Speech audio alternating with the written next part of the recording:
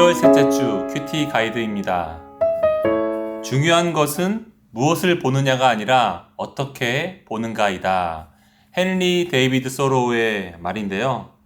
성경의 글자를 눈으로 훑고 지나가서는 크게 유익을 얻기 힘듭니다. 곱씹어 보면서 그 말씀이 오늘 나에게 의미하는 바가 무엇인지를 깊이 묵상할 때 하나님이 우리 삶 속에 일하시기 시작하죠. 내가 성경을 읽는 단계를 넘어서 성경이 나를 읽게 해야 합니다. 토요일까지 우리가 살펴볼 말씀은 누가복음 2장 25절에서 3장 22절의 말씀인데요. 이번 주에 큐티할 말씀은 크게 세 가지 부분으로 나눠볼 수 있습니다. 먼저 2장 25절에서 39절까지 메시아를 기다려온 사람들의 이야기예요. 또한 둘째로는 40절부터 3장 20절까지 메시아를 맞이하는 사람들의 이야기입니다. 마지막으로 3장 21절에서 37절까지는 메시아로 오신 예수 그리스도에 대한 이야기입니다. 오늘은 이 세 부분의 이야기를 나눠보면서 함께 묵상해 볼 부분들을 살펴보겠습니다. 먼저 첫 번째인데요. 오실 메시아를 기다려온 사람들이 있었습니다.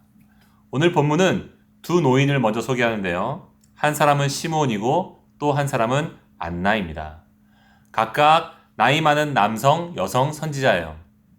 시므온은 의롭고 경건한 자로 이스라엘의 참된 위로의 날을 기다려왔습니다. 그것은 하나님께서 메시아를 통해 구원을 주셔서 참된 평안에 이르게 하시는 그 날이죠. 또 안나라는 여성은 젊어서 결혼한 남편을 7년 만에 사별하고 80세가 넘도록 늘 성전을 아침 저녁으로 방문해서 예배하고 기도하기에 힘썼던 그런 신실한 사람이었어요. 두 사람 모두 다 진정한 위로를 기다려왔죠. 인생의 진정한 위로를 기다려왔습니다. 이 두 사람은 모두 예수님의 부모가 성전에 방문했던 날 예수님이 바로 그 메시아임을 알아보고 기뻐하고 예언하고 감사해야 합니다. 여기서 우리가 묵상해야 될 내용은 예수님을 우리 삶에 맞이한다는 의미가 무엇인가를 살펴보는 거예요. 선지자 시므온이 마리아에게 한 예언을 들어보십시오. 보라, 이는 이스라엘 중 많은 사람을 패하거나 흥하게 하며 또 칼이 너의 마음을 찌르듯 하리니 이는 여러 사람의 마음의 생각을 드러내려 함이니라.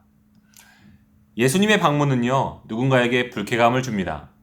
또 다른 사람에게는 위로와 기쁨을 주죠. 예수님이 와서 문제가 생긴 게 아니라 하나님을 향해 문제가 있었던 우리의 마음이 예수님이 오심으로 드러나게 되기 때문입니다. 그렇다면 이렇게 질문해 볼 수 있죠. 예수님에 대해 진지하게 알게 될 때 왜 우리 마음에서 그와 같은 깊은 내적 갈등이 일어나느냐고요. 예수님이 육신을 입고 오신 하나님 자신이기 때문에 우리 안에선 내적 갈등이 일어납니다. 우리는 예수님을 맞이하며 하나님을 대면하는 거예요.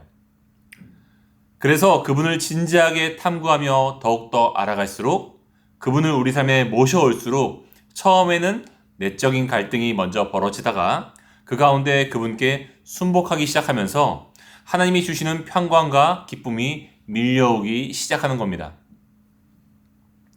두 번째 부분은 메시아를 맞이하는 사람들에 관한 이야기예요. 주요 등장인물로는 세례자 요한과 세례를 받으러 나오는 사람들이 있습니다. 세례자 요한은 빈들에서 하나님의 말씀을 받습니다. 그가 날 때부터 부모로부터 자신이 태어난 배경과 삶의 목적을 알았다는 것을 우리는 기억해야 됩니다. 그는 왜 빈들에서 하필 말씀을 받았을까요? 그가 빈들에 오래 머물고 있었거든요. 그가 바로 거기서 예수님의 활동을 기다렸었기 때문입니다. 그는 자신의 삶에 예수님을 맞이할 준비를 빈들에서 한 거예요. 거룩함과 정결함을 갖기 위해서요. 그는 말씀을 받고 이제 자기와 같이 사람들을 준비시키러 요단강으로 나아갑니다. 7절부터 그는 종교적인 참여가 아니라 구체적인 돌이킴을 사람들에게 요구합니다. 이 독사의 자식들아, 회개에 합당한 열매를 맺고 속으로 아브라함이 우리 조상이라 말하지 말라. 좋은 열매를 맺지 아니한 나무마다 찍혀 불에 던져지리라. 여기서 우리가 묵상해야 될 것은 거짓된 돌이킴과 참된 돌이킴이라는 주제예요.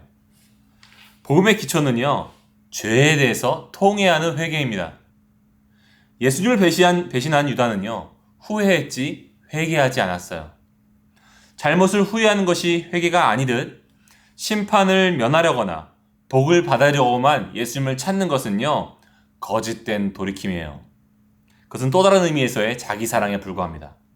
바울은 고린도후서 7장 10절에 하나님의 뜻대로 하는 근심은 후회할 것이 없는 구원에 이르게 하는 회개를 이루는 것이라고 말합니다.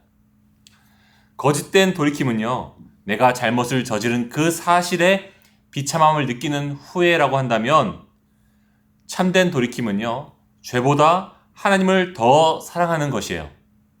다시 죄를 짓더라도 이제 나에게 실망하는 것이 아니라 내가 사랑하는 하나님의 마음을 아프게 해드린 일로 슬퍼하는 것, 그것이 바로 참된 돌이킴입니다.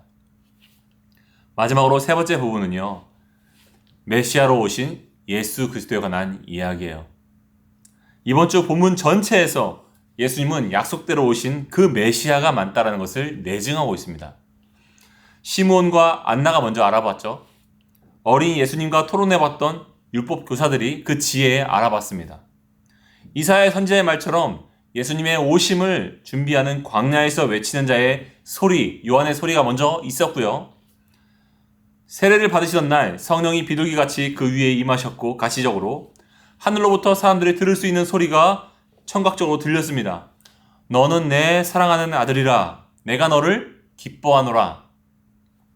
뿐만 아니라 오늘 이번 주 토요일 본문에선 예수님의 족보가 나오는데요. 그 족보는 예수님으로부터 거슬러 올라가서 다윗과 아브라함을 지나서 그 위는 아담이요 그 위는 하나님이라고 마침으로써 예수님이 하나님의 아들이심을 분명히 말하고 있습니다. 우리가 마지막 주제에서 묵상해야 될 내용은요, 사람들 속에 있었던 찬양의 이유예요. 신학자 조엘 비키는 이렇게 말합니다. 예수님이 태어나셨을 때 하나님의 천사들은 지극히 높은 곳에서는 하나님께 영광이라고 노래했고, 목자들은 그들이 듣고 본 모든 것에 대해서 하나님께 영광을 돌리고 찬양했다. 경건한 노인 시므온은 성령의 감동을 받아 하나님을 공개적으로 찬양했고, 신실한 안나는 주님께 감사하며 많은 사람들에게 구세주의 탄생 소식을 전했다. 여기서 중요합니다. 그리스도의 오심이 어떤 그리스도인들로 하여금 하나님을 노래하고 찬양하도록 감동시켰다면, 우리의 마음이 차갑고 예배에 소극적인 이유는 지금 우리에 대해서 무엇을 드러내고 있는가? 여러분, 저들이 예수님을 기뻐하고 찬양했던 이유가 무엇인지 오늘 생각해 보시면서 우리의 예배도 점검해 보셨으면 좋겠습니다. 끝으로 한 주간 말씀을 묵상하시면서 개인 기도와 함께 공동체 기도 제목을 함께 생각해 주시고 기도해 주시기를 바랍니다. 말씀 묵상에 풍성한 은혜가 가득한 한 주가 되시기를 축복하고 응원합니다.